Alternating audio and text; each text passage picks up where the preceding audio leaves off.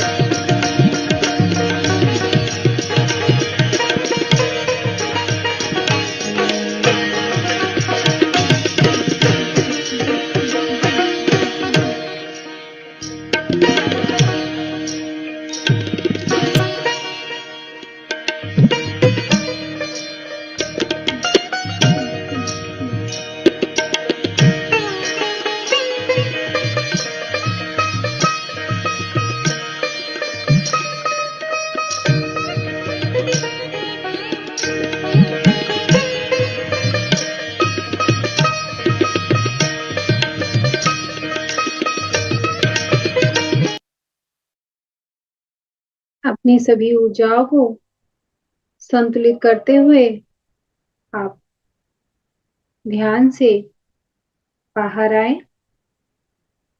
आसपास के वातावरण को महसूस करें। दोनों हाथों को रब करें। अपनी आंखों पर रखें और धीरे धीरे अपनी आंखों को अपने हाथों के अंदर ही खोलें और एक प्यारी सी मुस्कान के साथ इस दिव्य ध्यान से बाहर आए। तो चलिए आज की दिव्य यात्रा में हम आगे बढ़ते हैं। तो कल आपने देखा कि कैसे विवाह स्वयंवर में विवाद उत्पन्न हुआ और सुदर्शन ने किन बातों को कहा था, क्या बातें चली, तो उनको आगे बढ़ाते हुए हम चलते हैं तृतीय स्कंद के 21वें अध्याय के ओर। राजा सुबाहु का राजाओं से अपनी कन्या की इच्छा बताना, युधाजित का क्रोधित होकर सुबाहु को फटकारना तथा अपने दोहित्र से शशिकला का विवाह करने को कहना, माता द्वारा शशिकला को पुनः समझाना, किंतु शशिकला का अपने निश्चय पर दृढ़ रहना। व्यास जी बोले, हे राजन, महाराज सुबाहु पुत्री के द्वारा कही गई युक्ति संगत बातें सुनकर इस चिंता में पड़ गए कि अब आगे क्या किया जाए। अपने अपने सैनिकों तथा सेवकों के साथ यहाँ आए हुए युद्ध की इच्छा वाले अनेक महाबली नरेश मंचों पर बैठे हुए थे। इस समय यदि मैं उन सभी से यह कहूं कि कन्या नहीं आ रही, तो दुष्ट बुद्धि वाले वे राजा क्रोधित होकर मुझे ही मार डालेंगे। मेरे पास तो न वैसा सैन्य बल है और न तो सुरक्षा अद्भुत किला है जिससे कि मैं इस समय उन सभी को पराजित कर सकूं। यह बालक सुदर्शन भी निस्सहाय, निर्धन तथा अकेला है। मैं तो हर तरह से दुख संसार सागर में डूब चुका हूँ। अब मुझे इस समय क्या करना चाहिए? इस प्रकार चिंताकुल राजा सुबाहु राजाओं के पास गए और उन सबको प्रणाम करके अत्यंत विनीत भाव से उन्होंने कहा, हे महाराजाओं, अब मैं क्या करूं? मेरे यहाँ तो माता के द्वारा बहुत प्रेरित किए जाने पर भी मेरी पुत्री मंडप में नहीं आ रही। मैं आप लोगों का दास हूँ और सभी राजाओं के चरणों पर अपना सिर रखकर निवेदन करता हूँ कि आप लोग पूजा सत्कार ग्रहण करके इस समय अपने अपने घर को लौट जाए। मैं आप लोगों को बहुत से रत्न, वस्त्र, हाथी तथा रत्न देता हूँ। इन्हें स्वीकार कर कृपा करके आप लोग अपने अपने भवन चले जाएं। मेरी पुत्री मेरे वश में नहीं है। यदि वह बेचारी खिन्न होकर मर गई तो मुझे महान दुख होगा। इसी से मैं अत्यंत चिंतित हूँ। आप लोग बड़े दयालु, भाग्यवान तथा महान तेजस्वी हैं, तो फिर मेरी इस मंद बुद्धि वाली अविनीत कन्या से आप लोगों को क्या लाभ होगा? मैं आप लोगों का हर तरह से सेवक हूँ, अतएव आप लोग मुझ पर कृपा करें। आप सभी लोग मेरी इस पुत्री को अपनी ही पुत्री समझे। व्यास जी बोले, सुबाहु का वचन सुनकर अन्य राजागण तो नहीं बोले, किंतु क्रोध से आंखें लाल कर युधाजित ने उनसे रोषपूर्वक कहा, हे राजन, आप तो बड़े मूर्ख हैं। ऐसा निंदनीय कृत करने के बाद भी आप कैसे इस प्रकार की बात बोल रहे हैं? यदि संशय की स्थिति थी तो आपने अज्ञानतावश स्वयंवर का आयोजन ही क्यों किया? आपके बुलाने पर ही सभी राजा स्वयंवर में पधारे हुए हैं, तो फिर सुयोग्य राजागण हो ही यूं ही अपने अपने घर कैसे चले जाएं? क्या आप सभी राजाओं का अपमान करके सुदर्शन को अपनी कन्या देना चाहते हैं? इससे बढ़कर नीचता की ओर क्या बात होगी? अपना कल्याण चाहने वाले मनुष्य को पहले ही सोच समझ कर कोई कार्य प्रारंभ करना चाहिए, किंतु हे राजन, आपने तो बिना सोचे समझे ही यह आयोजन कर डाला। सेना तथा वाहनों से संपन्न इन राजाओं को छोड़कर इस समय आप सुदर्शन को अपनी जमाता क्यों बनाना चाहते हैं? उसने क्रोध पूर्वक आगे कहा, मैं तुझ पापी को अभी मार डालूंगा और बाद में सुदर्शन का भी वध कर दूंगा। तत्पश्चात तुम्हारी कन्या का विवाह अपनी नाती शत्रुजित से करा दूंगा, इसमें कोई संदेह नहीं। ऐसा दूसरा कौन व्यक्ति है जो मेरे रहते कन्या के हरण की इच्छा तक कर ले, और सुदर्शन तो अत्यंत निर्धन, बलहीन तथा बच्चा है। यह सुदर्शन पूर्व में जब भारद्वाज मुनि के आश्रम में था, तभी मैं उसे मार डालता, किंतु मुनि के कहने से मैंने उसे छोड़ दिया। किंतु आज किसी भी तरह इस बालक के प्राण नहीं छोड़ूंगा। अब तुम अपनी स्त्री और पुत्रों के साथ भली भांति विचार विमर्श करके सुंदर बहू वाली अपनी कन्या मेरे दोहित्र शत्रुजित को प्रदान कर दो। इस प्रकार अपनी इस सुंदर पुत्री को देकर तुम मेरे संबंधी हो जाओ, क्योंकि अपना कल्याण चाहने वाले पुरुष को सर्वदा बड़ों से ही संबंध स्थापित करना चाहिए। तुम अकेले और राज्यहीन सुदर्शन को अपनी प्राण प्रिय सुंदर कन्या देकर क्या सुख चाहते हो? वर के कुल, धन, बल, रूप, राज्य, दुर्ग और सगे संबंधियों को देखने के बाद ही उसे अपनी कन्या देनी चाहिए, अन्यथा सुख नहीं मिलता। तुम धर्म तथा शाश्वत राजनीति पर सम्यक विचार कर लो, तत्पश्चात यथोचित कार्य करो। इसके विपरीत कोई दूसरा विचार मत करो। तुम मेरे परम मित्र हो, इसलिए तुम्हारे हित की बात बता देता हूँ। अब तुम अपनी कन्या को उसकी सखियों सहित स्वयंवर मंडप में ले आओ। यदि वह सुदर्शन को छोड़कर किसी दूसरे का वरण लेगी, तो इसमें मुझे विरोध नहीं होगा। आप अपनी इच्छा अनुसार उसके साथ विवाह कर दीजिएगा। हे राजेंद्र, अन्य सभी नरेश कुलीन, भक्त, शक्तिशाली एवं हर तरह से समान है। अतः यदि इनमें से किसी को कन्या चुन लेती है, तो इसमें विरोध ही क्या? अन्यथा मैं बलपूर्वक ही आज इस सुंदर कन्या का हरण करूंगा। हे राजा, जाओ इस कार्य को सुसंपन्न करो और असाध्य में कलह मत में पड़ो, यानी बिना बात कोई भी कलह मत करो। व्यास जी बोले, उस समय युधाजित का यह आदेश पाकर सुबाहु शोकाकुल हो उठे और दीर्घ श्वास लेते हुए महल में जाकर दुखित हो अपनी पत्नी से कहने लगे, हे सुधर्मे, हे सुनैने, अब पुत्री से कहो, स्वयंवर सभा में इस समय घोर कलह उपस्थित हो जाने पर मुझे क्या करना चाहिए? मैं स्वयं कुछ नहीं कर सकता, क्योंकि मैं तुम्हारे वश में हूँ। व्यास जी बोले, पति की यह बात सुनकर रानी अपनी पुत्री के पास जाकर बोली, पुत्री, तुम्हारे पिता राजा सुबाहु इस समय अत्यंत बहुत दुखी हैं। तुम्हारे लिए आए हुए नरेशों में भयंकर कलह उत्पन्न हो गया है। इसलिए हे सुश्रोणी, तुम सुदर्शन को छोड़कर अन्य किसी राजकुमार का वरण कर लो।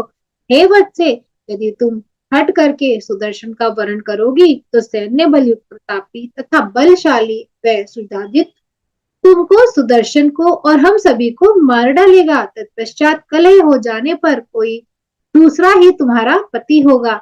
अतः हे मृगलोचने, यदि तुम मेरा और अपना हित चाहती हो, तो सुदर्शन को छोड़कर किसी श्रेष्ठ राजा का वरण कर लो। इस प्रकार माता के समझाने पर पिता ने उसे समझाया। उन दोनों की बातें सुनकर कन्नी शशिकला निर्भय होकर कहने लगी। कन्या बोली, हे राजा, आप ठीक कह रहे हो, किंतु मेरे प्रण को तो जानते ही हैं। हे राजन, मैं सुदर्शन को छोड़कर किसी और का वरण नहीं कर सकती। हे राजेंद्र, यदि आप राजाओं से डरते हैं और बहुत घबराए हुए हैं, तो मुझे सुदर्शन को सौंपकर नगर से बाहर कर दीजिए। वे मुझे रथ पर बैठाकर नगर से बाहर निकल जाएंगे। हे नृपश्रेष्ठ, जो होना है वह बाद में अवश्य होगा, इसके विपरीत नहीं होगा। अब आप होनी के विषय में चिंता ना करें, क्योंकि जो होना है वह तो निश्चित रूप से ही होता है, इसमें संशय नहीं। राजा बोले, हे पुत्री, बुद्धिमानों को कभी ऐसा भी साहस नहीं करना चाहिए। वेदज्ञों ने कहा कि बहुतों से विरोध नहीं करना चाहिए। पुत्री को उस राजकुमार को सौंपकर कैसे विदा करूं? मुझसे वैर साधे हुए राजागण न जाने कौन सा अनिष्ट कर डालेंगे। इसलिए हे पुत्री, यदि तुम पसंद करो तो मैं कोई शर्त रख दूं, जैसा कि पूर्व काल में राजा जनक ने सीता स्वयंवर में किया था। हे तनवंगी, जैसे उन्होंने शिव धनुष तोड़ने की शर्त रख दी थी, वैसे ही मैं भी कोई ऐसी कठोर शर्त रख दूं, जिससे ऐसा कर देने पर राजाओं का विवाद ही समाप्त हो जाए। जो उस प्रतिज्ञा को पूरा करेगा वही तुम्हारा पति होगा। सुदर्शन हो अथवा दूसरा जो भी अधिक बलशाली हो, वह मेरी प्रतिज्ञा पूरी करके तुम्हारा वरण कर लेगा। ऐसा करने से राजाओं में उत्पन्न कलह निश्चित रूप से शांत हो जाएगा और उसके बाद मैं आनंद पूर्वक तुम्हारा विवाह कर दूंगा। कन्या बोली, मैं संदिग्ध कार्य में नहीं पड़ूंगी, क्योंकि वह मूर्खों का काम है। मैंने तो अपने मन में सुदर्शन का पहले से ही वरण कर लिया है, अब दूसरे को स्वीकार नहीं कर सकती। हे महाराज, पुण्य तथा पाप का कारण तो मन ही है, इसलिए हे पिताजी, मन से वरण किए गए सुदर्शन को छोड़कर मैं दूसरे का वरण कैसे करूं? हे महाराज, दूसरी बात यह भी है कि पंच स्वयंवर करने से मुझे सबके अधीन रहना पड़ेगा। हे तात, यदि इनमें से एक, दो या अनेक ने अपना प्रण पूरा कर दिया तो उस समय विवाद की स्थिति उत्पन्न हो जाने पर आप क्या करेंगे? अतः मैं किसी संशयात्मक कार्य में पड़ना नहीं चाहती। हे राजेंद्र, आप चिंता ना करें और विधि पूर्वक मेरा विवाह करके मुझे सुदर्शन को सौंप दीजिए, जिनके नाम का संकीर्तन करने से समस्त दुख राशि विलीन हो जाती है। वह भगवती चंडिका अवश्य कल्याण करेंगी। आप उन्हीं महाशक्ति का स्मरण करके पूरी तत्परता के साथ यह कार्य कीजिए। अभी जा करके दोनों हाथ जोड़कर आप उन राजाओं से कहिए कि आप सभी राजागण इस स्वयंवर में कल पधारे हैं। ऐसा कहकर संपूर्ण राज समुदाय को शीघ्र ही विसर्जित करके वैदिक रीति से सुदर्शन के रात में के साथ मेरा विवाह कर दीजिए। हे राजन, तत्पश्चात उन्हें यथोचित उपहार देकर विदा कर दीजिए। तदनंतर महाराज ध्रुव संधि के पुत्र सुदर्शन मुझे साथ लेकर चले जाएंगे। इससे कुपित हुए राजा यदि युद्ध करने को उद्यत होंगे तो उस समय भगवती हमारी सहायता करेगी, जिससे राजकुमार सुदर्शन भी उन लोगों के साथ संग्राम करने में अवश्य ही समर्थ होंगे। देव योग से यदि वे युद्ध में मारे गए तो मैं प्राण त्याग दूंगी। आपका कल्याण हो। आप मुझे सुदर्शन को सौंप कर अपनी सेना के साथ महल में सुखपूर्वक रहे। मैं भी विहार करने की कामना के साथ उनके साथ अकेली ही चली जाऊंगी। व्यास जी बोले, उस शशिकला का वचन सुनकर दृढ़ प्रतिज्ञ राजा सुबाहु ने उसे पूर्ण रूप से विश्वस्त करके ठीक वैसा ही करने का निश्चय कर दिया। इति श्रीमद्देवी भागवते महापुराणे अष्टादशसहस्रायां संहितायां तृतीय स्कंधे कन्या स्वपितरम प्रति सुदर्शने सह विवाहकार्थ कथनम नामक 22वां अध्याय। तो चले हम अब आगे बढ़ते हैं 22वें अध्याय की ओर। शशिकला का गुप्त स्थान में सुदर्शन के साथ विवाह की बात जानकर राजाओं को सुबाहु के प्रति क्रोध प्रकट करना तथा सुदर्शन का मार्ग रोकने का निश्चय करना। व्यास जी बोले, पवित्र अंत्यकरण वाले राजा सुबाहु कन्या की बात सुनकर राजाओं के पास जाकर बोले, हे महाराजाओं, आप लोग इस समय अपने शिविर में जाए, मैं कन्या का विवाह कल करूंगा। आप लोग मुझ पर कृपा करके मेरे द्वारा अर्पित की गई भोज्य वस्तु स्वीकार करें। अब यह विवाह कार्य कल पुनः इसी स्वयंवर मंडप में होगा, हम सब मिलकर उसे संपन्न करेंगे। हे निपतिगण, आज मेरी पुत्री मंडप पे नहीं आ रही, मैं क्या करूं? कल प्रातः पुत्री को समझा बुझाकर अवश्य लाऊंगा। अब सभी राजागण अपने अपने शिविर में चले। बुद्धिमाने को अपने आश्रित जनों के प्रति विरोध भाव नहीं रखना चाहिए और अपनी संतान पर तो निरंतर विशेष कृपा करनी चाहिए। हे नृपगण, प्रातःकाल समझा बुझाकर मैं अपनी पुत्री को यहाँ ले आऊंगा। इस समय आप लोग जाए। मैं इच्छा स्वयंवर की बातों को भली भांति सोचकर प्रातः कन्या का विवाह कर दूंगा। एक साथ सभी राजाओं के उपस्थित हो जाने पर सबकी सम्मति से स्वयंवर का कार्य संपन्न होगा। सुबाहु की वाणी सुनकर सभी राजागण उसे सच मानकर अपने अपने शिविर में चले गए और नगर के आसपास रक्षा का सम्यक प्रबंध कर वे संलग्न हो गए। उधर राजा सुबाहु भी श्रेष्ठ जनों के साथ अपने अंतरपुर के एक गुप्त स्थान में अपनी पुत्री को बुलाकर वरिष्ठ वैदिक पुरोहितों द्वारा विवाह कृत्य संपन्न करने में प्रयत्न करने लगे। वर को स्नान आदि कर्म कराकर उसे विवाह के योग्य वस्त्राभूषण पहनाकर और वेदी रचित गृह में ले आकर राजा सुबाहु ने उनका पूजन किया। वर को विष्टर आचमन, अर्घ्य, 2 वस्त्र, गौ और 2 कुंडल विधिवत प्रदान करके महामनस्वी राजा सुबाहु ने कन्यादान कर दिया। उदार हृदय वाले सुदर्शन ने सभी वस्तुएं स्वीकार कर ली। अब मनोरमा की चिंताएं दूर हो गई। उस समय कुबेर पुत्री के समान उस सुंदर केशों वाली शशिकला को पाकर सुदर्शन ने अपने आप को परम धन्य समझा।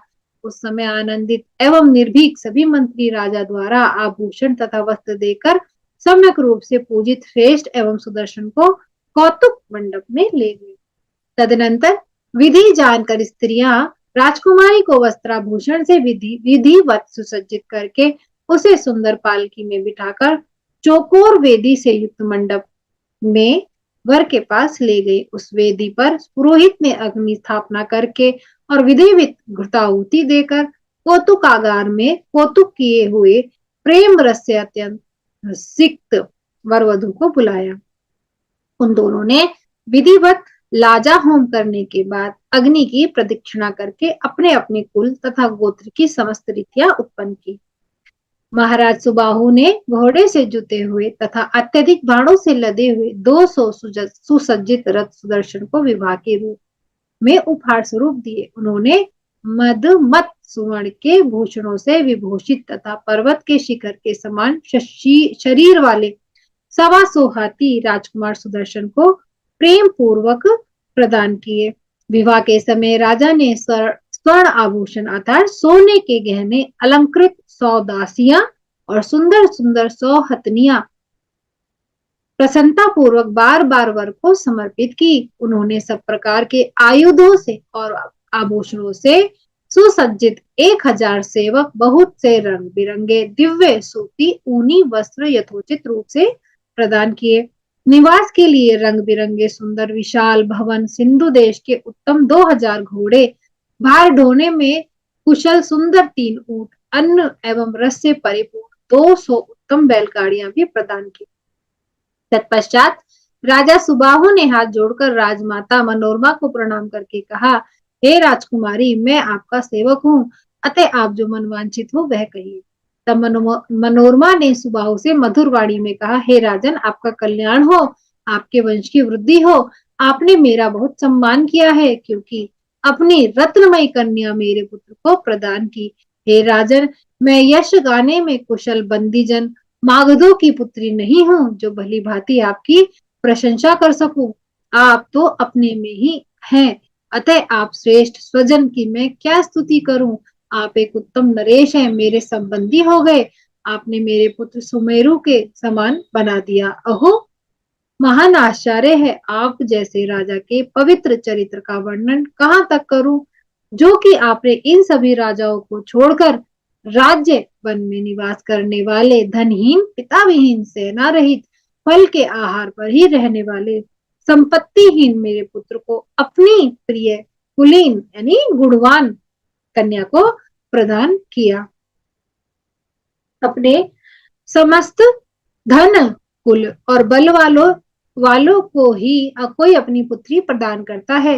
हे राजन, आपको छोड़कर कोई भी राजा मेरे धनहीन पुत्र को अपनी रूप गुण संपन्ना पुत्री को नहीं दे सकता। सभी महान बलशाली राजाओं से शत्रुता लेकर आपने मेरे सुदर्शन को अपनी कन्या अर्पित की है।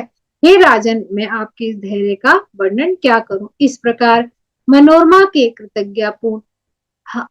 पूर्ण वचन सुनकर महाराज सुबाहु ने प्रसन्नता पूर्वक हाथ जोड़कर पुनः यह वचन कहा, मेरे लिए अति प्रसिद्ध राज्य आप ले लीजिए और आज से मैं आपका सेनापति हो रहा हूँ। नहीं तो आप आधा राज्य ही ले ले और अपने पुत्र के साथ यहीं रहकर राजसी भोग करे, क्योंकि मैं काशी में निवास छोड़कर किसी वन या ग्राम में आप लोग ना रहे, मेरा ऐसा विचार है। सभी उपस्थित भूपगण मुझ पर अत्यंत रुष्ट हुए। मैं जाकर पहले उन्हें शांत करूंगा, इसके बाद दान व वेद नीति का विधान करूंगा। यदि इस पर भी वे अनुकूल न होंगे तो मैं उनसे युद्ध करूंगा। यद्यपि हार और जीत तो देवाधीन है, तथापि जिस पक्ष में धर्म रहता है अवश्य उसी की विजय होती है, अधर्म के पक्ष वाले की कभी नहीं। अतः धर्म से युक्त उन राजाओं का आपने सोचा हुआ कैसे हो सकता है। उस सुबाहु से सम्मान पाकर पूर्ण रूप से आनंद मग्न मनोरमा उनकी सार गर्भित वाणी सुनकर अत्यंत प्रसन्न होकर उनके हितकर वचन कहने लगी, हे राजन, आपका कल्याण हो। आप निर्भय होकर अपने पुत्रों के साथ राज्य कीजिए। मेरा पुत्र भी निश्चय ही अपना राज्य पाकर साकेतपुरी अयोध्या में शासन करेगा। हे राजन, आप हम लोगों को अपने घर जाने की आज्ञा दीजिए। भगवती दुर्गा आपका कल्याण करेंगी। हे राजन, मुझे अब चिंता की कोई बात नहीं है, क्योंकि मैं पराअंबा भगवती का भली भांति चिंतन करती रहती हूँ। इस प्रकार उन दोनों में विविध वाक्यों द्वारा अमृत के समान मधुर वार्तालाप में रात बीत गई। प्रातःकाल होने पर सभी राजा विवाह हो जाने की बात जानकर कुपित हो उठे और नगर के बाहर निकलकर आपस में कहने लगे, हम आज ही उस कलंकी राजा सुबाहु तथा विवाह की योग्यता न रखने वाले उस कुमार सुदर्शन को मारकर राज्य लक्ष्मी सहित उस शशिकला को छीन लेंगे, अन्यथा लज्जित होकर हम लोग कैसे अपने घर जाएंगे। आप सब लोग बजाई जा रही तुरहियों तथा शंखों के निनाद, गीत ध्वनि तथा अनेक प्रकार की वेद ध्वनि सुन ले। मृदंगों के भी शब्द हो रहे हैं। हम लोग तो ऐसा मानते हैं कि राजा सुबाहु ने विवाह संपन्न कर दिया है। राजा ने हमें बातों से ठग कर वैवाहिक विधि से पारिग्रहण संस्कार अवश्य कर दिया है। राजाओं, हम लोगों को क्या करना चाहिए, इस विषय में आप लोग सोचे और आपस में विचार करके एक निर्णय ले। इस प्रकार राजाओं में परस्पर बातचीत हो रही थी। इतने में अप्रतिम प्रभाव वाले काशीपति महाराज सुबाहु कन्या का पारिग्रहण संस्कार संपन्न करके प्रसिद्ध तेज वाले अपने मित्रों को साथ लेकर उन राजाओं को निमंत्रित करने के लिए शीघ्र उनके पास गए।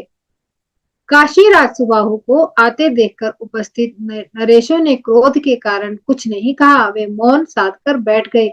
राजा सुबाहु उनके पास जाकर हाथ जोड़कर प्रणाम करके कहने लगे कि सभी राजगण भोजन करने के लिए मेरे घर आए हैं। कन्या ने तो राजकुमार सुदर्शन को पति रूप में वरण कर लिया है।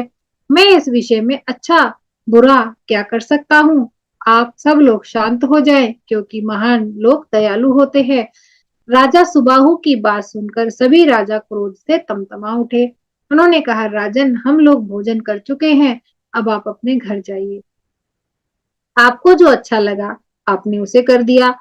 जो कार्य शेष हो उन सबको भी जाकर कर लीजिए। अभी राजा गण अपने अपने घर चले जाएंगे। सुबाहु को भी यह बात सुनकर घर चले गए और शंका करने लगे कि यह शुद्ध तथा कुपित राजागण अब न जाने क्या कर डालेंगे। राजा सुबाहु के चले जाने पर उन नरेशों ने यह निश्चय किया कि अब हम लोग मार्ग रोक कर सुदर्शन को मारकर कन्या छीन लेंगे। उनमें से कुछ राजाओं ने कहा, अरे उस राजकुमार सुदर्शन से हमारा क्या बैर, हमने यहाँ सब कौतुक देख लिया है, हम जैसे आए थे वैसे ही घर लौट जाएंगे। ऐसा कहकर सब विरोधी राजागण मार्ग रोककर खड़े हो गए और राजा सुबाहु को अपने भवन पहुंचकर आगे के कृत्य संपादित करने लगे। इति श्रीमद्देवी भागवते महापुराणे अष्टादशसहस्रायां संहितायां तृतीय स्कंधे सुदर्शन शशि कल्यो विवाहवर्णनम नाम द्विविंशो अध्याय। तो आज का अध्याय हम यहीं पर समाप्त करते हैं। कल इस अध्याय को आगे बढ़ाते हुए फिर से मिलेंगे। धन्यवाद। आपका दिन शुभ हो।